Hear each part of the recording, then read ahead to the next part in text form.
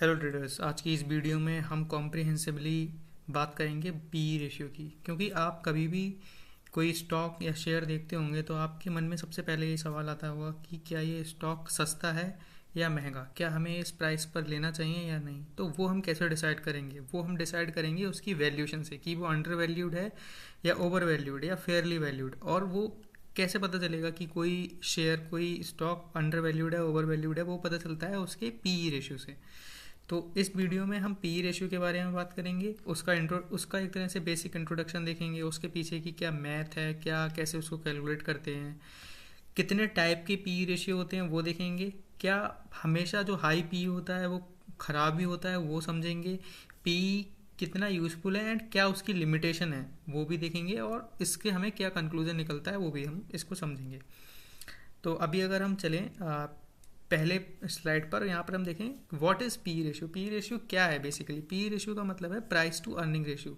यानी कि कंपनी, जो भी कंपनी, लाइक एक रिलायंस कंपनी है, रिलायंस कंपनी का स्टॉक अभी ट्रेड कर रहा है 1500 के स्टॉक प्राइस पर, ठीक है ना। तो उसका करंट स्टॉक प्राइस, जो कंपनी का करंट स्टॉक प्राइस है वो है 1500।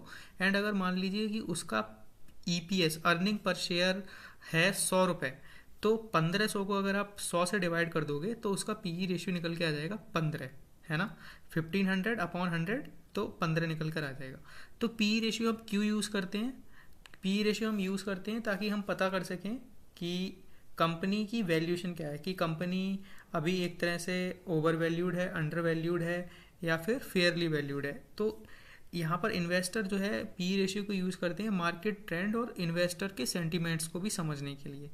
अभी अगर हम आगे जाएं और यहाँ पर ये जो स्लाइड है ये बहुत इंपॉर्टेंट है। जैसे कि मैंने अभी एग्जांपल दिया रिलायंस का, तो यहाँ पर अगर रिलायंस का जो करंट शेयर वैल्यू है वो 1500 है और ईपीएस अगर 100 है, तो 1500 अपॉन 100 करेंगे तो यहाँ पर पी उसका 15 निकल कर आ जाएगा। तो इस तरीके से पी निकालते हैं। रिलायंस के केस में जो हमारा पी 15 निकल के आ रहा है एग्जाम्पल के तौर पर, तो यानी कि जो अभी अगर आप रिलायंस का शेयर लोगे, अगर वो 15 के पी पर है, तो आप 15 रुपये दे रहे हो रिलायंस को अभी, ताकि आप फ्यूचर में उससे 1 रुपया और अर्न करो, है ना। तो ये हो गया पी का मतलब।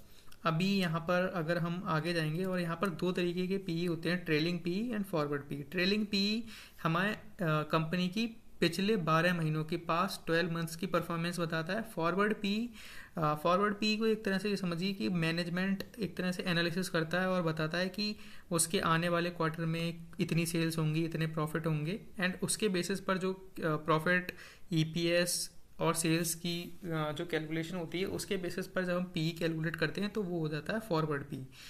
तो ट्रेलिंग पी का मैंने आपको बता दिया कि 12 मंथ, पिछले लास्ट के जो 12 मंथ में जो भी हमारी एक्चुअल अर्निंग रही है, जहाँ उससे जो ईपीएस निकल कर आया है और जो अभी करंट प्राइस, स्टॉक प्राइस चल रहा है, उसके बेसिस पर हम ट्रेलिंग पी निकालते हैं।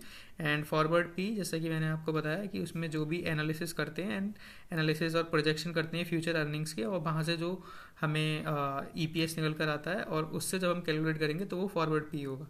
यहाँ पर एक प्रो टिप मैं आपको दे दे रहा हूँ कि अगर कोई भी कंपनी है जिसका फॉरवर्ड पी उसके ट्रेलिंग पी से कम है, लेट सपोज कि रिलायंस है, रिलायंस का अगर अभी का पी यानी कि जो 15 है, तो वो ट्रेलिंग पी होगा। जो नॉर्मली जो पी हमें दिखता है इस स्क्रीनर पर वो ट्रेलिंग पी होता है।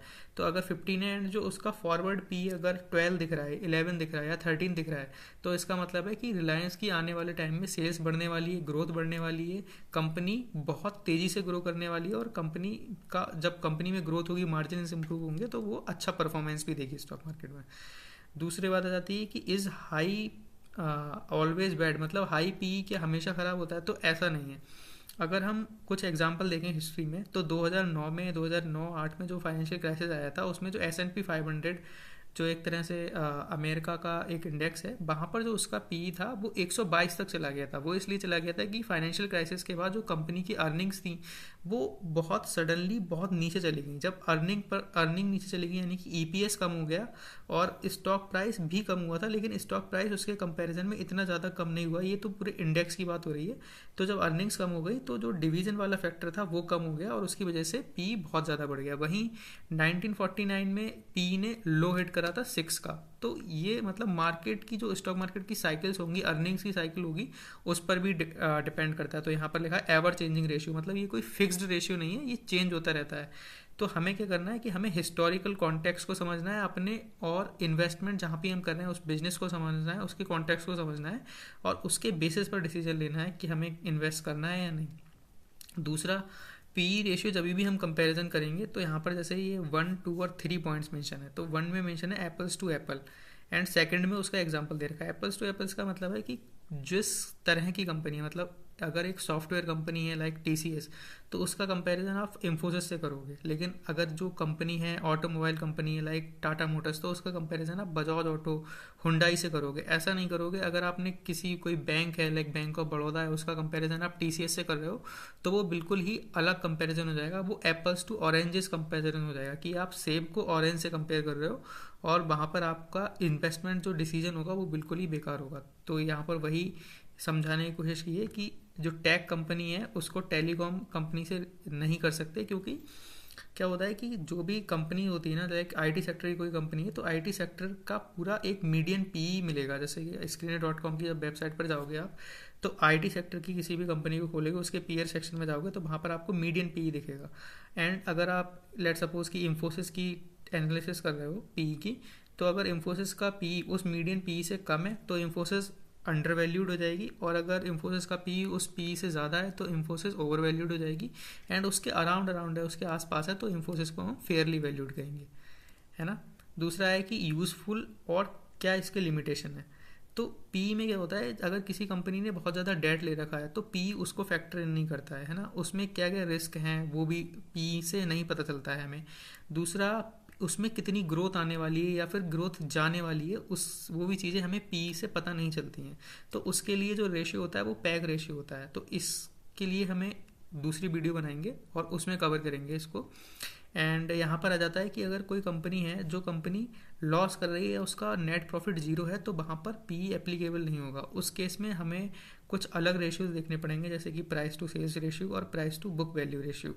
तो इन रेशियोज़ को भी मैं आने वाली वीडियोज़ में कवर करूँगा। एंड उसके बाद अगर हम देखते हैं तो पी बेसिकली, अब ओवरऑल को जो कंक्लूजन देखें तो फंडामेंटल एनालिसिस में P calculation sector comparison, potential growth और डेट कंसिडरेशन को देखकर ही करनी चाहिए। तो अगर आपको पूरा स्मार्ट और इन्फॉर्म डिसीजन लेना है तो उसके लिए आपको केवल पी पर डिपेंड नहीं रहना है, साथ में और जो फाइनेंशियल रेशियोज होते हैं उनको भी साथ में लेकर चलना पड़ेगा फंडामेंटल एनालिसिस के लिए। तो उन पर मैं इस सीरीज़ में और भी लाइक वीडियोज़ लाता रहूँगा।